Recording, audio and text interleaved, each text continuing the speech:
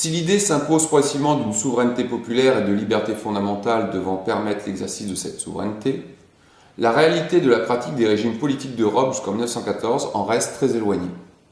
En effet, depuis les événements sanglants de la Commune de Paris en 1871, là aussi nous y reviendrons lorsque nous verrons la France, quatrième chapitre, les élites politiques de l'Europe craignent que la démocratisation conduise à la révolution.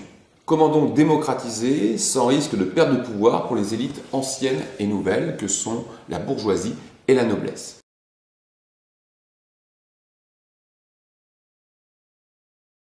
Les élites vont donc mettre en place un certain nombre de garde-fous à cette démocratie qu'ils craignent. D'abord sur la question du scrutin.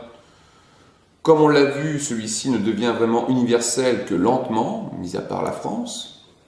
Il est d'autre part toujours encadré par diverses mesures qui en amoindrissent la portée. Les assemblées élues au suffrage universel voient leur pouvoir limité, comme en Allemagne, ou le pouvoir de cette assemblée limité par une haute assemblée, la Chambre des Lords en Angleterre, le Sénat en France, qui garantit une certaine forme de stabilité en contrebalançant les pouvoirs de l'Assemblée nationale en France ou de la Chambre des communes en Angleterre. Aux États-Unis, derrière l'apparence d'une démocratie constitutionnelle, une partie de l'électorat, les Noirs, les Aborigènes, sont privés de droit de vote. Une série de mesures permet également localement d'éloigner les populations les plus pauvres, comme l'obligation de savoir lire ou d'écrire, ou de posséder une certaine somme d'argent sur soi. Dans certains États, des groupes font régner la terreur pour empêcher les Noirs de jouir des droits constitutionnels. Nous pensons notamment aux actions du fameux Ku Klux Klan qui se déchaîna contre les populations noires dans les États du Sud, bien après l'abolition de l'esclavage. Enfin, il faut rappeler que le vote secret n'apparaît que très tardivement, 1913 en France, 1901 au Danemark. On voit donc que le vote est toujours soumis à la pression des élites.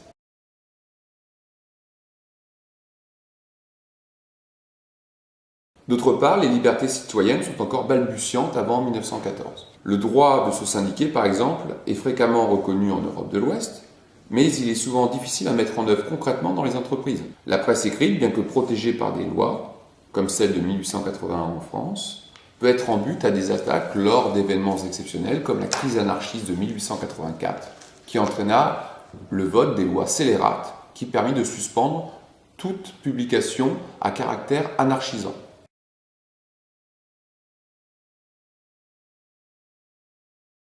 Mais dans l'ensemble, les élites de la Belle Époque comprennent que la démocratie libérale peut être un système stable et profitable à leur propre domination si elles parviennent à conduire certaines réformes indispensables pour rallier l'essentiel des classes moyennes, voire une partie des classes populaires. C'est toute l'œuvre d'un parti radical en France qui parvient à rallier les petits paysans et les classes moyennes à une république modérée. En fait, avant 1914, seule une majorité des églises chrétiennes, en particulier l'Église catholique, reste encore méfiante devant le nouveau système politique.